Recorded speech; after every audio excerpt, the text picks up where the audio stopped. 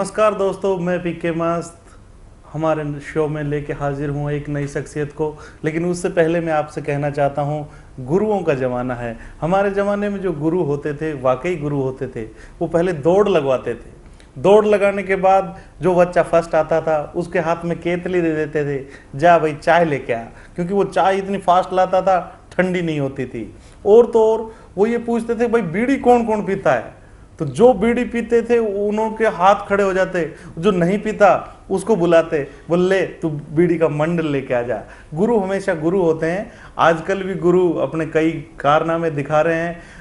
राम रहीम बाबा हो चाहे कोई से भी बाबा हो, राम की जगह वो आराम पसंद हो गए हैं। और जब आराम पसंद हो जाते हैं तो उसका रिजल्ट तो रहम उनमें नहीं होता दोस्तों। तो लोग हमेशा गुरुओं से जो सीख लेते थे, अब वो सीख लेने की बजाय उनसे एक तरफ चीख लेते हैं। लेकिन फिर भी कई गुरु ऐसे होते हैं जो हमें सही मार्गदर्शन देते हैं। और बाबाओं को जब बदनामी के दौर से गुजरना पड़ता है तो ऐसा राम बाबा हो चाहे कोई सा भी बाबा हो जो आपकी कृपा अटकी हुई होगी, किसी को मान लो कब्जी हो उसको भी दूर कर देते हैं। तो हर तरह की कब्जी दूर करने वाले बोलो बाबा ये सब गोल खाओ और अब कृपा जो अटकी हुई है वो बाहर आ जाएगी। लेकिन अच्छी अच्छी बात करने वाले भी हैं, हास्य व्यंग के भी बाबा हैं हमारे बीच। आज ऐसे एक बाबा हमारे साथ हैं, बाबाओं के बाबा, गुरुओं के गुरु हैं। और कवि जगत के वाकई क्या होनी चाहिए, कविता क्या संस्कार होने चाहिए, ऐसी एक शख्सियत को लेके मैं आज हाजिर हूँ। तो दोस्तों मिलते हैं उनसे। आज हमारे साथ हैं गोपीनाथ जी चर्चित साहब। तो दोस्तों आज हमारे साथ हैं गोपीनाथ चर्चित जी। मैं उनका बहुत बहुत स्वागत करता हूँ स्टूडियो में। सर कैसा लगा आपको यहाँ आके? बहुत अच्छा लगा प्रवीण जी। ये एक जनता के लिए, उनके मनोरंजन के लिए एक अच्छा कार्यक्रम आप दे रहे हैं। जब आम जनता, आम आदमी तनाव के बीच जीता है, महंगाई, बेरोजगारी, कई तरह की जीवन की समस्याओं के बीच जब वो जीता है, और इस तरह का रोचक और आनंददायक मनोरंजक कार्यक्रम, उनके दर्द को जब हम शब्द देते हैं कविता के माध्यम से, उनको तो आनंद आता ही है और हमको उनकी दाद पा करके बहुत आनंद आता है। आपको इस कार्यक्रम के लिए बहुत बहुत बधाई। क्या बात है सर। लेकिन आजकल समस्याओं में बाबाओं ने भी बहुत बड़ी समस्या कर रखी है। किस तरह के गुरु किस तरह से चेंज हो गए, कुछ दोहे के माध्यम से बताना चाहिए। ऐसा है जी, एक जमाना था। पहले तो मैं एक बात कहना चाहता हूँ सर, एक 400 साल पहले जो दोहे लिखे गए जी, मुझे लगता है अब उनके संदर्भ बदल गए। क्या बदल? आज के समय में उनको बदलाव उनमें होना जरूरी है। तो मैंने रहीम और कबीरदास से क्षमा मांगते हुए और दोहे में कुछ परिवर्तन किए नए संदर्भ में जी। पहले था गुरु गोविंद दो खड़े काके लागू पाए, वाह बलियारी गुरु आपकी गोविंद दियो मिलाए। अब ऐसा नहीं है। अब ये कहना चाहता हूँ कि गुरु गोविंद दो खड़े काके लागू पाए, बलिहारी गोविंद की गुरु से दियो बचाए। क्या बात है। बहुत धन्यवाद, ईश्वर का उसे बचा दिया। और आजकल के जो छात्र है ना जी, छात्र और गुरुओं के संबंध किस तरह से बदले हैं जी। हम जब पढ़ते थे गुरु से बहुत डरते थे। बिल्कुल सर। आजकल के छात्र कैसे हैं? एक आधुनिक छात्र ने गुरु के कसी लकेल, एक आधुनिक छात्र ने गुरु के कसी लकेल, धमका कर बोला गुरु कर मत देना फेल। कर मत देना फेल, कर मत देना फेल। बहुत शिक्षक घबराया, जो शिक्षक दिवस मनाया। क्या बात है। ये स्थिति आज हो गई। बिल्कुल बिल्कुल। तो सर आप ये क्या, जो आजकल माफीनामे की बात चल रही है, माफीनामे की गुफा भी होती है, ये इस तरह की हास्य में किस तरह से लेते हैं इस चीजों को आप? देखिए सर ऐसा है, आज एक आम आदमी जिन व्यवस्थाओं के बीच जी रहा है, बिल्कुल उसमें एक बात कहना चाहता हूँ। आदमी गुरुओं के पास क्यों जाता है? बिल्कुल अपने जीवन के सारी जो उसने दुष्कर्म पाप किए होंगे उनकी माफी मांगने जाता है गुरुओं के पास। बिल्कुल अब जाता तो इसलिए गुरु माफ कर दे और जीवन में कुछ नए संस्कार दे, जो सुख सुविधाएं हमको मिलनी चाहिए एक गृहस्थी को, वो सब मिले।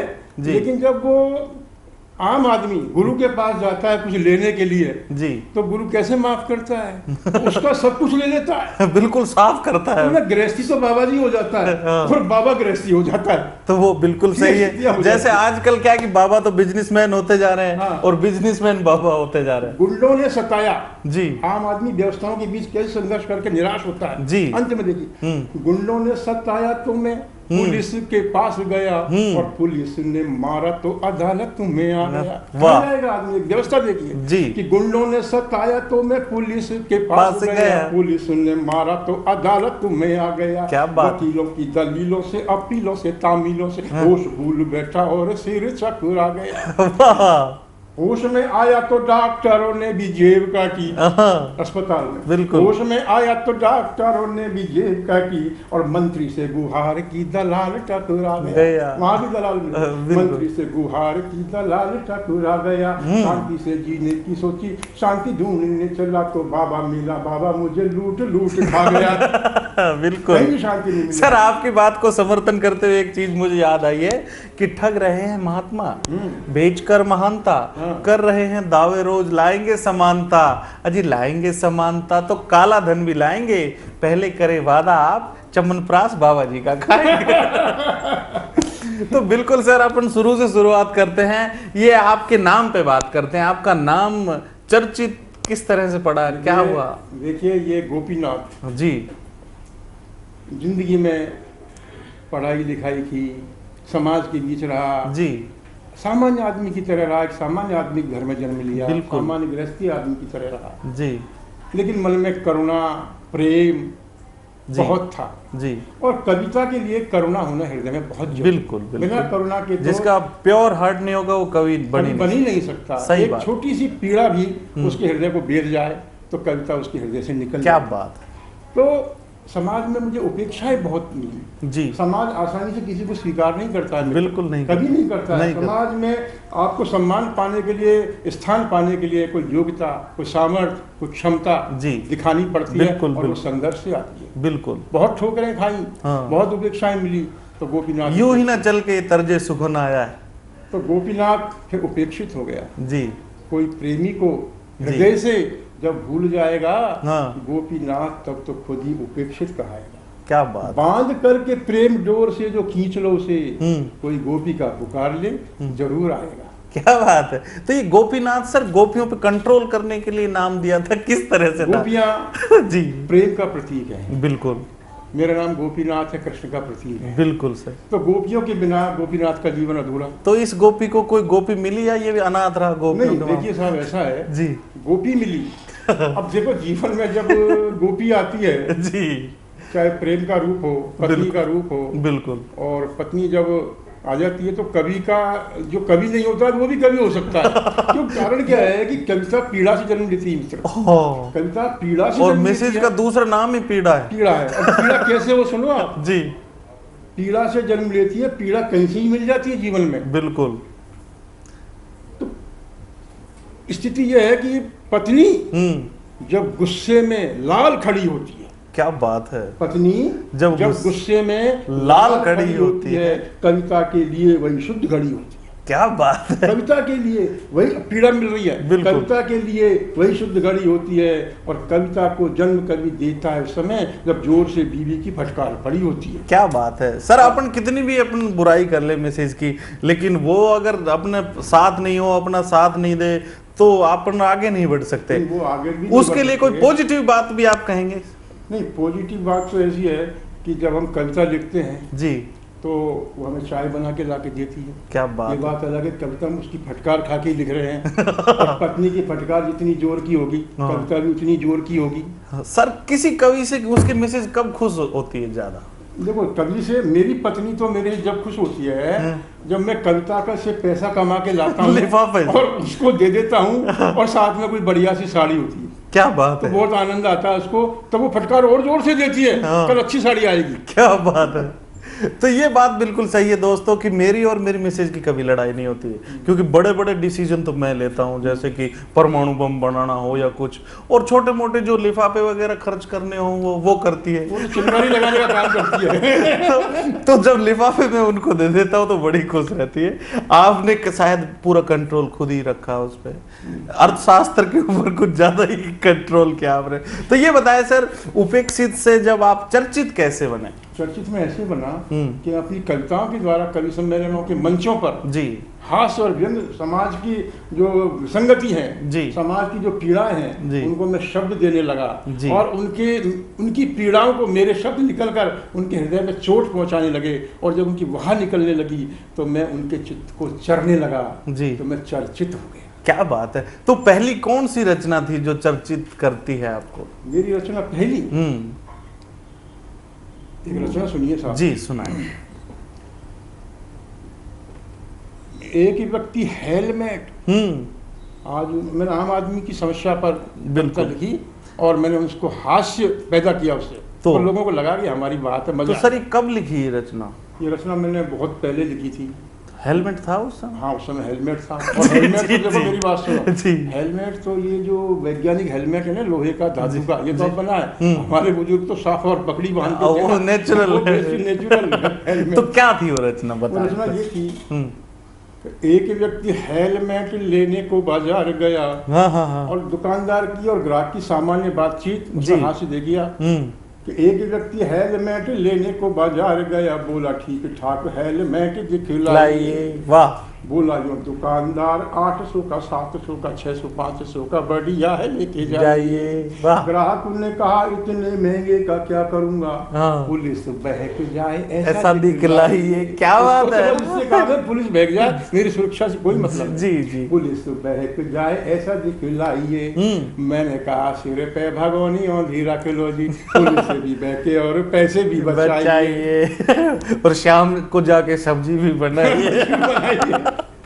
तो बिल्कुल सर, लेकिन आपने जब लिखना शुरू करा तो क्या बच्चों की ऑब्जर्वेशन होती है, वो किस तरह से? बच्चे बड़े चतुर होते हैं। हाँ। और साहब एक बात बता दूं, आपका बचपन, मेरा बचपन, मेरी उम्र काफी है जी, हम बचपन में जो है ना नाक पहुंचना भी नहीं जानते। बिल्कुल। आज के बच्चे हमारे कान काटते हैं। इतना अंतर है बच्चों में, पुराने बच्चों में, आज के बच्चों। बिल्कुल। और इतने चतुर, होशियार, बुद्धिमान बच्चे, इंटेलिजेंट बच्चे आज के जी, उनका जवाब सुनोगे ना जी, हम तो बोलना ही नहीं जानते बड़ों के सामने। बिल्कुल सर। मैं एक मित्र के घर चला गया जी, तो छोटा बच्चा मिला। मैंने सहज भाव से पूछ लिया, बेटा हाउ डू यू डू? बच्चा बोला uncle better than you. Sir कल की बात है, मेरा बच्चा भी ऐसे ही बोल रहा था। मैंने वो बोला कि पापा मेरे लिए आप कुल्फी नहीं लाए, चॉकलेट नहीं लाए। अरे मैं यार गला खराब हो जाएगा, खांसी हो जाएगी। बोलो बेशक फांसी हो जाए लेकिन मेरे को तो चाहिए। बच्चे बड़ी सहजता से जवाब देते हैं, चतुराई नहीं, उनकी सहजता, भोलापन देखिए। बिल्कुल। एक बच्चा रास्ते में खड्डा खोद रहा था। मैंने बोला अरे बीच रास्ते में गड्ढा क्यों खोद रहा है? बोला मेरा बाप चोरी हो गया। अच्छा। और मैंने कहा बाप चोरी हो गया, खड्डे मिलेगा? बोला मेरे घर में चोरी हुई तो चोरों ने सारा सामान खड्डे में जमा दिया, माल वहीं मिला था, हो सकता है पिताजी यहीं मिले। मैंने कहा मैं तेरे पिताजी को ऐसे ही ला दूं तो? बोला आधे पिताजी तेरे, आधे मेरे। और मैंने कहा ये क्या सिद्धांत हुआ? बोला पुलिस में माल इसी सिद्धांत पे दिया था, आधा तेरा आधा मेरा। क्या बात है। तो बिल्कुल सर, तो जिस तरह से आपकी मास्टरी होती गई, फिर आप छंद वगैरह लिखने लगे, शुरू में किस तरह के छंद लिखते थे? मैंने हास्य से शुरू किया था हमेशा। जी सर। एक सुनिए, हमने जो टाइम पूछा, हमने जो टाइम पूछा। देखिए साहब, हास्य सहज रूप से पैदा हो रहा जी, कि हमने जो टाइम पूछा, मित्र बोला 1 बजा।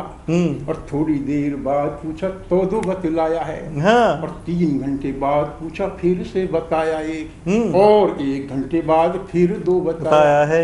1 2 ये बार बार सुनकर मैंने कहा यार तू ये कैसी घड़ी लाया है? वो बोला ये परिवार नियोजन की है, भेंट 2 से ज्यादा इसने कभी ना बजाया। कभी ना बजाया। वो तो सर हरियाणा में क्या हुआ कि लड़की से किसी ने छेड़ते हुए पूछा, बोला मानस क्या बज गया? तो उसने एक जूती निकाल के मारी सिर में, तो वो बोली 1 बज गया। और थोड़ी देर पहले पूछता था तो 12 बज जाता।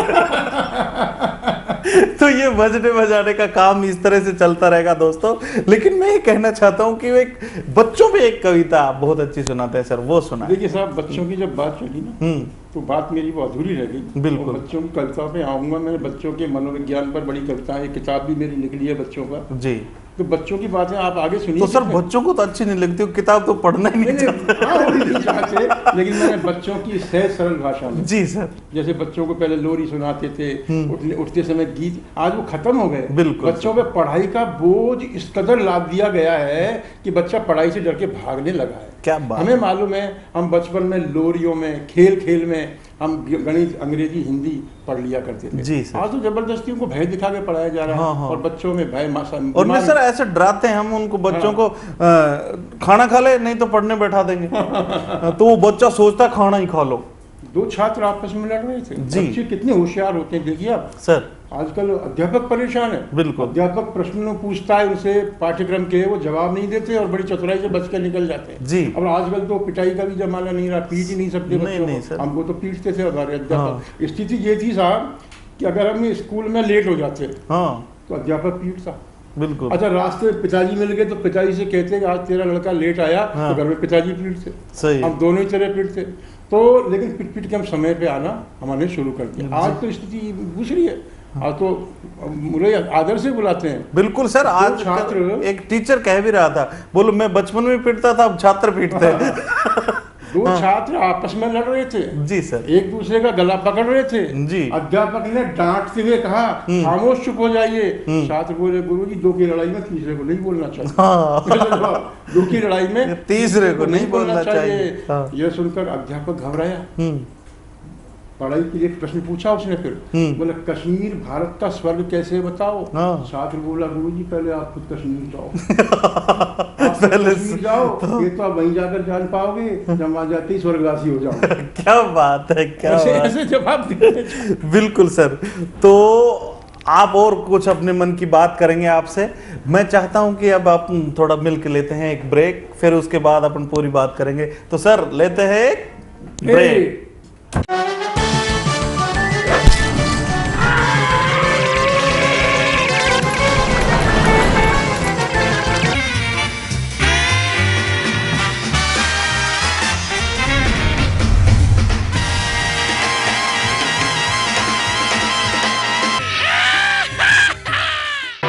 अगर चाहिए राजस्थान के तमाम बड़े शहरों की खबरें, तो है सिर्फ एक ही पता, बड़े शहरों की बड़ी खबरें।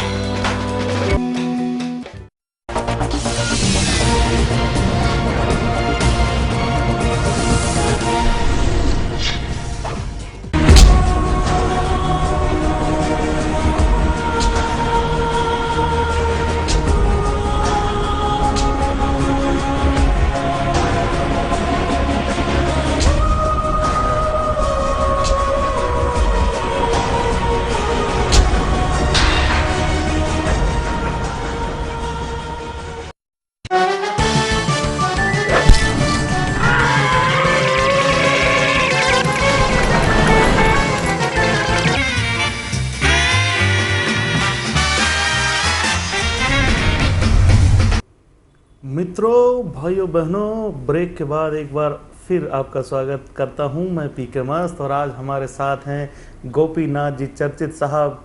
ये एक इंटेलिजेंट किस्म के कवि हैं। हम इनसे जानना चाहते हैं कि कितने इंटेलिजेंट हैं और कैसे इंटेलिजेंट हैं।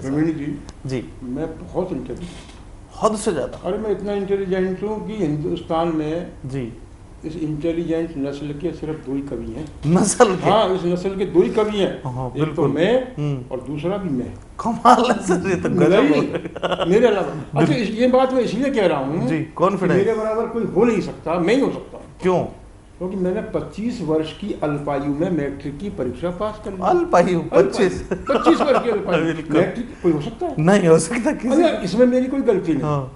मेरे गुरुजी ने मेरे पे कृपा करके 3 साल तक तो मुझे प्यार ही प्यार में पास नहीं किया। अच्छा। बाद में फिर मेरे को अच्छा लगने लग गया, मेरे पास नहीं हुआ। समय बढ़ता गया। मेरी सेवाओं से प्रसन्न होकर गुरुजी ने मुझको जबरदस्ती अगली क्लास में धकेल दिया जी, वरना मैं तो और भी शोभा बढ़ा कर उसी क्लास में। बिल्कुल। अरे एक बार क्या हुआ, मेरी इंटेलिजेंट का वो देखिए आप, नमूने उदाहरण जी। एक परीक्षा का विज्ञापन निकला जी, बहुत सारे नौजवान लड़के इंटरव्यू देने चले गए परीक्षा के लिए, नौकरी के लिए जी। मैं भी चला गया। तो इंटरव्यू लेने वाले अधिकारी ने मेरे से पूछा, आपकी क्वालिफिकेशन? मैंने कहा 8वीं क्लास में 6 साल तक मॉनिटर। क्या बात है। बोले ये नौकरी आपके लिए नहीं है, आप क्यों आए इंटरव्यू देने? हाँ। मैंने कहा जी मैं इंटरव्यू देने नहीं आया, मैं तो ये कहने के लिए आया हूँ कि मेरे भरोसे मत रहे। क्या बिल्कुल बिल्कुल। अब वो बड़े होशियार आदमी थे सर, फिर इंटरव्यू लेने वाले बड़े इंटेलिजेंट अधिकारी थे, वो तो कम थे बिल्कुल क्या? ही सर। उन्होंने मेरी परीक्षा लेने के लिए कह दिया अच्छा आ गए हो तो आपको सुना के जाओ। मैंने भी रौब में कह दिया प्रभाव जमाने के लिए जी, बताओ कौन सी भाषा में सुनाऊं। ओहो, जैसे मैं सारी भाषा जानता हूँ। बिल्कुल बिल्कुल। लेकिन साहब वो बड़े होशियार, उन्होंने मुझे फंसा दिया। हाँ। बोला कन्नड़ में सुनाओ। अच्छा। कन्नड़ अपन से आती नहीं। हाँ। मैंने कहा आपसे आती है? बोला नहीं आती। मैंने कहा फिर कोई दिक्कत नहीं, सुना दूंगा। फिर मैंने किस तरह से सुनाया? फिर मैंने कन्नड़ सुनाना शुरू किया। जी सर। देखिए आपकी समझ में आए तो कह देना, बिल्कुल हिंदी अनुवाद कर। बिल्कुल। ओ पचू पचुड़े को हो रूजई को तबाह है, पचू पचुड़े को हो रूजई को तबाह है, लियत तक कलामू है जे लियत तक कलामू है, नसा की तबा रब सागू जो यागवा लोंबा कलद बा लोंगा पयाग छा लोंगा पयाग छा, बीए बीए नदी था बीए बीए तरा है, बीए बीए नदी था बीए बीए तरा है, लियत तक कलामू है जी लियत तक कलामू है। वो बोले रुक। क्यों? बोले कैसी कन्नड़ हमारी समझ में ही नहीं आ रही। कन्नड़ हो तो समझ में आए। बोले क्या? हिंदी। बोले कैसी हिंदी? मैंने सुनो इसको उल्टा कर दो।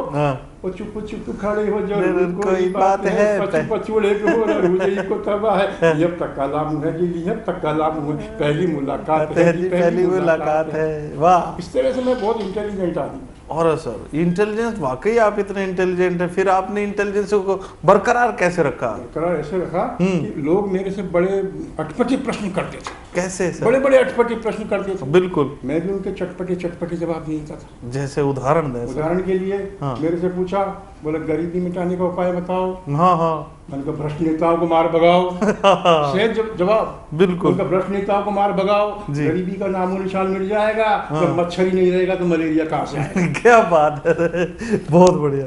बोले मेरे को मिल गया डेंगू। हाँ। डेंगू, वो जो आजकल बुखार चल रहा है। बिल्कुल सर। अपन इंटेलिजेंट है, डेंगू सब इंटरव्यू ले लिया जी, पूछ लिया। मैंने कहा डेंगू तू हिंदुस्तान में क्यों आया? पाकिस्तान में अपना जाल क्यों नहीं फैलाया? वो बोला जिस देश के फेफड़ों में पहले से ही आतंकवाद के कीटाणु भरे हों जी जी, वहां में कैसे घुस पाता? और जिस देश में बांग्लादेशी नागरिक बेरोक तो घुस जाते हो, वहां घुसने से मुझे भला कौन रोक पाता? क्या बात है। तो डेंगू को उल्टा करे तो गुंडे ही होता। बिल्कुल सर, बहुत बढ़िया। तो आप ये बताएं सर, जिस तरह से फिर आप आगे बढ़ते गए तो फिर किस तरह की विधाएं भी बदली होंगी, गजल वगैरह, पैरोडी? जी, बहुत कठिन है कविता लिखना। बिल्कुल, बहुत कठिन। बिल्कुल, आजकल कवि बहुत बन रहे हैं जी, कविता भी वो ला रहे हैं। बिल्कुल, मैं ला रहे हैं शब्द का प्रयोग कर रहा हूं। पता नहीं कहां से ला रहे हैं, बहुत बन रहे हैं, वो ला रहे हैं जी। तो कैसे कविता जन्म लेती जी?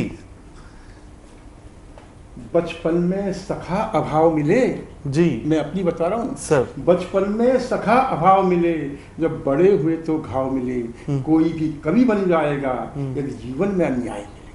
क्या कोई भी कवि बन जाएगा यदि जीवन में अन्याय मिले, जब असंतोष बढ़ जाता है, तन मन घायल हो जाता है, क्या बात, आक्रोश बाहर आकर कविता का पथ अपनाता है।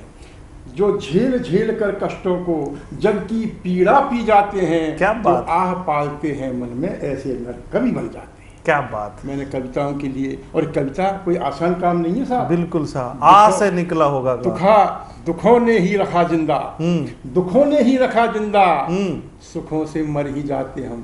क्या बात है, क्या बात। दुखों ने ही रखा जिंदा, सुखों से मर ही जाते हम, न मिलती ठोकरें तो क्या संभलना सीख पाते हम। क्या न मिलती ठोकरें तो क्या संभलना सीख पाते हम। निकल कर आग से तपकर कहा सोने में यूं जग से, न ठुकते गर हथौड़ी से, न गहना मन ही पाते। क्या बात है। बिल्कुल, इन गमों से सुख उठा सको तो उठा लो यार। ये मेरे गम है, क्या बात, कविता नहीं है। बिल्कुल, ये आम समाज के गम हैं, दुख हैं। इन गमों से सुख उठा, आनंद लो। इन गमों से सुख उठा सको तो उठा लो यारो, मेरे आंसू है ये डूब कर नहा लो यार। क्या बात, डूब कर नहा, क्या बात। ये कविता तबीयत से कोई पत्थर तो उठा लो यार। क्या बात है, क्या बात है। तो आपका दिल क्या कहता है?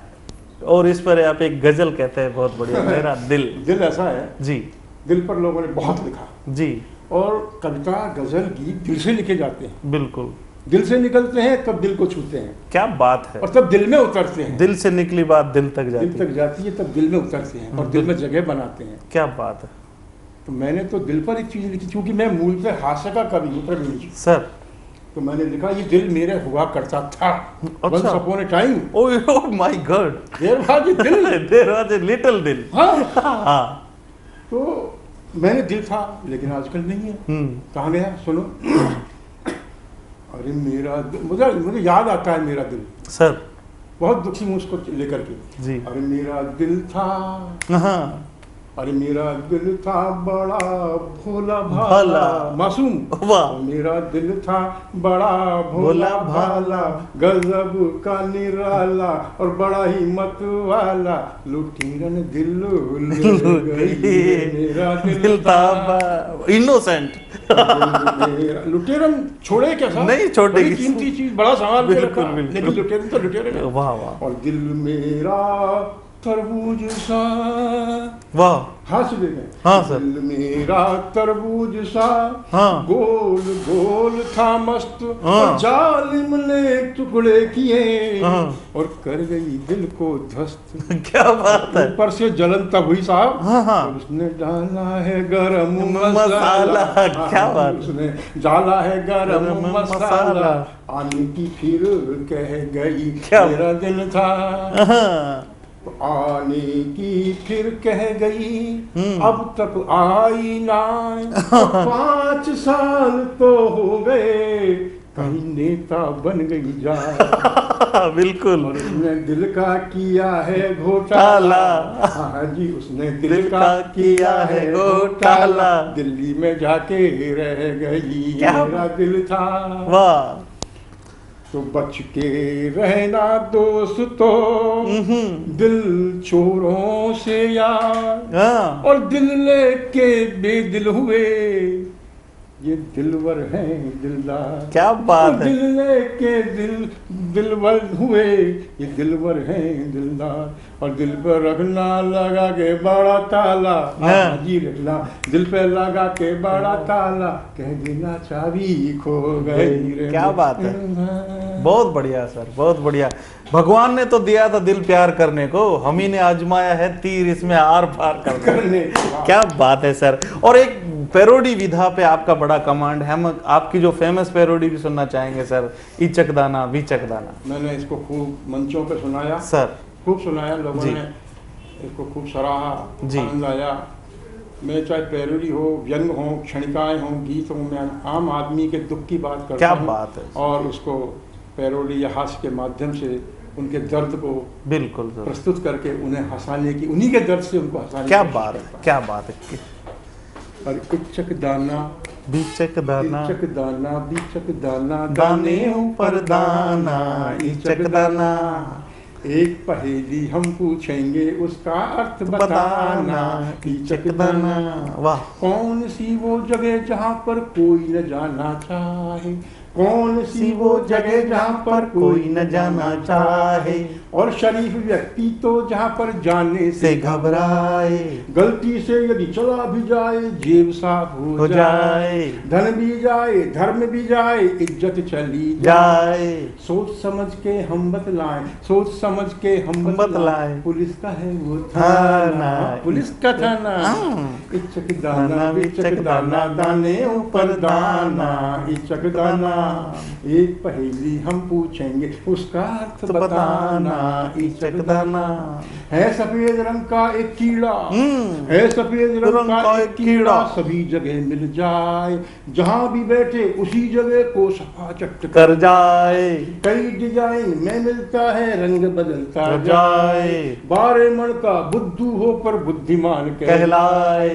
भगवान ऐसे नेताओं से देश का पिंड छुड़ाना इचक दाना बिचक दाना दाने ऊपर दाना इचक दाना। क्या बात है। एक पहेली हम पूछेंगे उसका अर्थ बताना इचक दाना।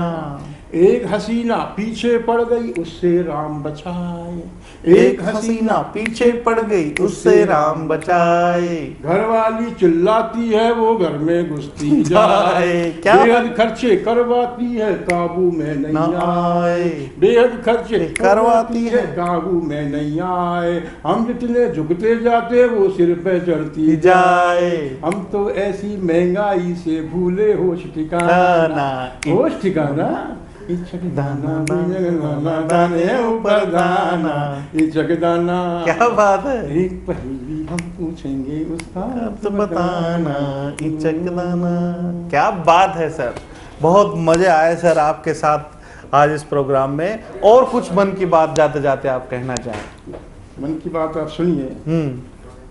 बच्चों के लिए मैंने कोमल गीत लिखा जी, बच्चों की जी, बच्चों को उठाने का बड़ा रोचक तरीका गीत के माध्यम। जी सर, स्वागत है। रोज सवेरे आती है, रोज सवेरे आती है, मंगल गीत सुनाती है प्रकृति के माध्यम से। क्या बात है सर, बात देखिए। हाँ जी, बच्चों को या मनुष्य को प्रकृति के जितने नजदीक ले जाया जाएगा ना, बिल्कुल उतना ही आनंद आएगा, उसके जीवन में रस आएगा। जी, हम प्रकृति से दूर होते जा रहे हैं सर। सुबह उठते ही बच्चों को टिफिन में कस दिया, वर्दी में कस दिया, जूतों में कस दिया, हाँ। और रिक्शे में बिठा के या ऑटो में बिठा के भेज दिया। मतलब विज्ञान की तरह, यंत्रों की तरह उसको हम जिंदा रख रहे हैं, प्रकृति के नजदीक। बिल्कुल लिखा रोज सवेरे आती है, मंगल गीत सुनाती है, ठुमक ठुमक कर फुदक फुदक कर चिड़िया ची ची गाती है, रोज सवेरे आती है, मंगल गीत सुनाती है, ठुमक ठुमक कर फुदक फुदक कर चिड़िया ची ची गाती है। क्या बात। उठो लाडले, क्या कहती है, उठो लाडले, सूरज दादा द्वार तुम्हारे पर आए, लेकिन तुम तो डूबे हुए हो बिस्तर में मुंह झुकाए। दादी तुम्हें बुलाती है, तितली तुम्हें बुलाती है, देखो गाय रंभाती है, दादी माँ घर के आंगन में पूजा थाल सजाती है, ठुमक ठुमक कर बुदक बुदक कर चिड़िया ची ची गाती है, रोज सवेरे आती है, मंगल गीत सुनाती है। क्या बात है सर, क्या बात। आपको कैसा लगा जाते जाते, एक बार पुनः मैं पूछना चाहता हूँ आपको, आपके स्टूडियो को, आपके चैनल को जी बहुत इसलिए धन्यवाद देता हूँ कि आप इस तरह के कार्यक्रम कर रहे हैं जहाँ जनता आज दर्द में, दुख में जी रही है, चारों ओर निराशा के वातावरण में जी रही है।